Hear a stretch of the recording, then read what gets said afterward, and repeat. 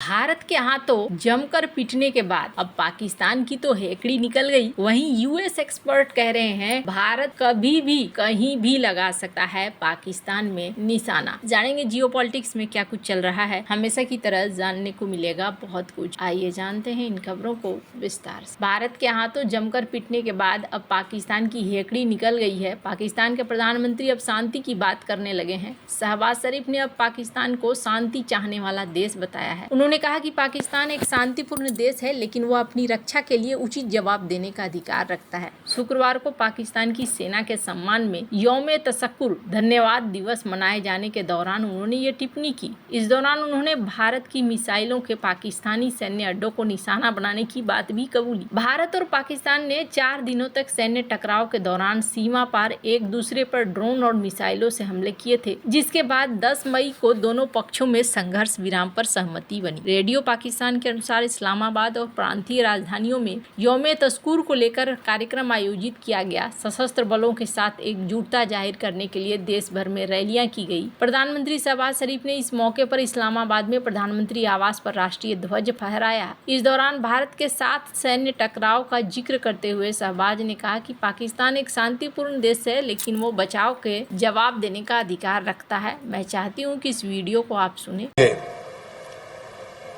9 और 10 की दरमियानी रात में तकरीबन 2:30 बजे सिपह सलार जनरल सईद आसिफ मुनीर ने मुझे सिक्योर फोन पे मुझे बताया कि वज़ीर-ए-आज़म साहब, हिंदुस्तान ने अपने बैलिस्टिक मिसाइल अभी लॉन्च किए हैं। एक नूर खान एयरपोर्ट पे गिरा है और कुछ और दूसरे इलाकों में गिरे हैं।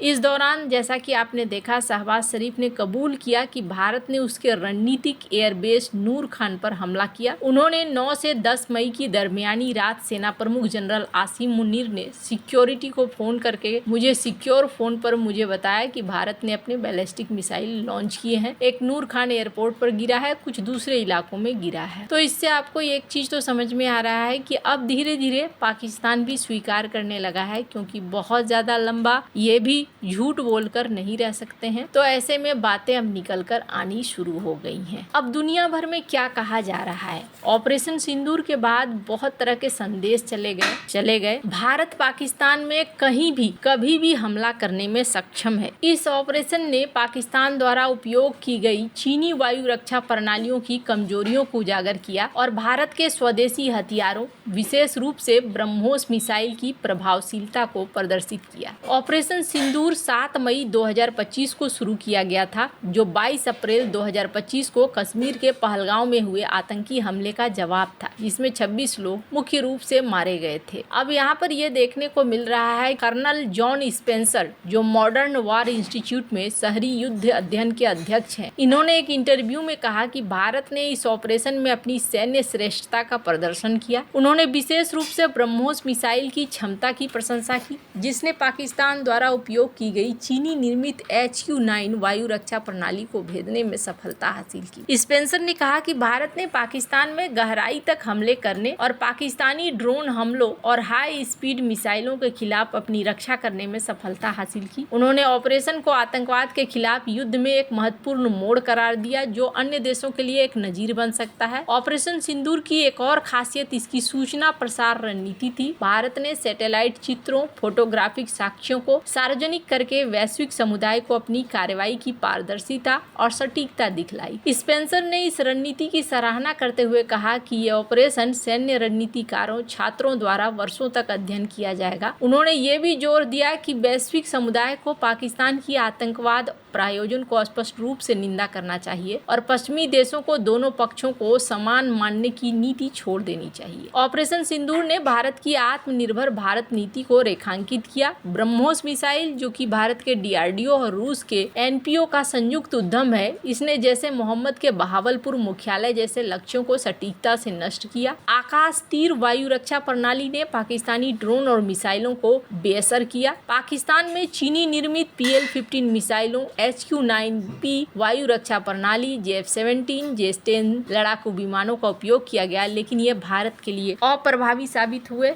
ये कुछ भी नहीं कर पाए और S-400 सुदर्शन चक्र ने यहाँ पर पाकिस्तान के ड्रोन और मिसाइल हमलों को तबाह कर दिया, रोक दिया। लेकिन सवाल ये उठता है कि क्या अमेरिका चाहता था? डॉक्टर लेडविक, इनके अनुसार अमेरिका ने जॉर्ज W. बुश प्रशासन से लेकर अब तक भारत को हिंद महासागर क्षेत्र में एक महत्वपूर्ण साझेदार के रूप में विकसित करने की कोशिश की है, विशेष रूप से चीन के बढ़ते प्रभाव को संतुलित करने के लिए। भारत की अर्थव्यवस्था जो प्रतिवर्ष लगभग 7% की दर से बढ़ रही है, इसकी सैन्य शक्ति इसे इस क्षेत्र में एक महत्वपूर्ण खिलाड़ी बना। हालांकि भारत और पाकिस्तान के बीच संघर्ष भारत का ध्यान और संसाधन चीन से हटाकर दक्षिण एशिया के स्थानीय विवादों की ओर मोड़ देता है, जो अमेरिका के रणनीतिक हितों के लिए नुकसानदायक। लेडविक ने यह भी कहा कि भारत ने हाल के संघर्ष में विशेष रूप से ऑपरेशन सिंदूर के तहत आतंकी ढांचे पर सटीक हमले करके और पाकिस्तानी आक्रामकता का जवाब देने के लिए इसके हवाई अड्डों को निशाना बनाकर अपनी सैन्य और कूटनीतिक क्षमता का प्रदर्शन किया है। ये ऑपरेशन पहलगाम में हुए आतंकी हमले के जवाब में शुरू किया गया था, जिसमें कई लोग मारे गए। भारत की ये कार्रवाई न केवल सैन्य दृष्टिकोण से प्रभावी था, बल्कि इसने वैश्विक समुदाय का ध्यान पाकिस्तान के आतंकवाद प्रयोजन पर भी खींचा है। हाल के भारत पाकिस्तान संघर्ष में दोनों देशों ने मिसाइलों, ड्रोनों और हवाई हमलों का सहारा लिया, जिसमें कम से कम 66 लोगों की मौत हुई। इस संघर्ष को अमेरिका की मध्यस्थता से 10 मई 2025 को एक युद्ध विराम के साथ रोक दिया गया, जिसे राष्ट्रपति डोनाल्ड ट्रंप ने अपने ट्रूथ सोशल मीडिया प्लेटफॉर्म पर घोषित किया। लेडविक ने कहा कि भारत की बदलती रणनीति है।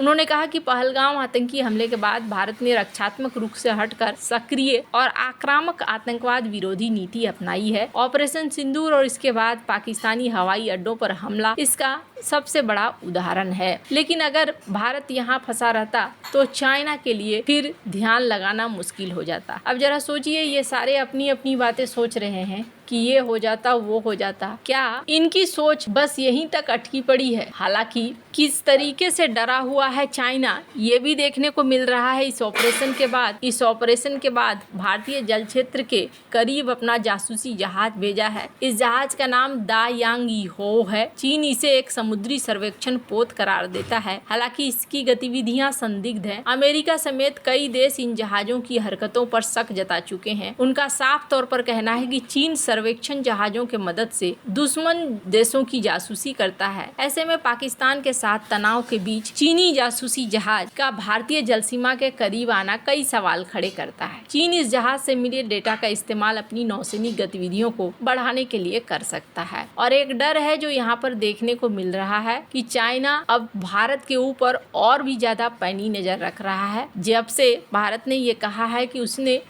ऑपरेशन सिंदूर को खत्म नहीं किया है, अभी पिक्चर बाकी है, तब से ये देखने को मिल रहा है कि चाइना भी एक्टिव है और चाइना को भी लगता है कि कहीं इस पिक्चर में बाकी की कहानी न हो जाए। वैसे आपको क्या लगता है? इन सब मामले में आपकी क्या राय है? कमेंट कर जरूर बताएं। जल्द मिलते हैं अगले वीडियो में नई खबर के साथ।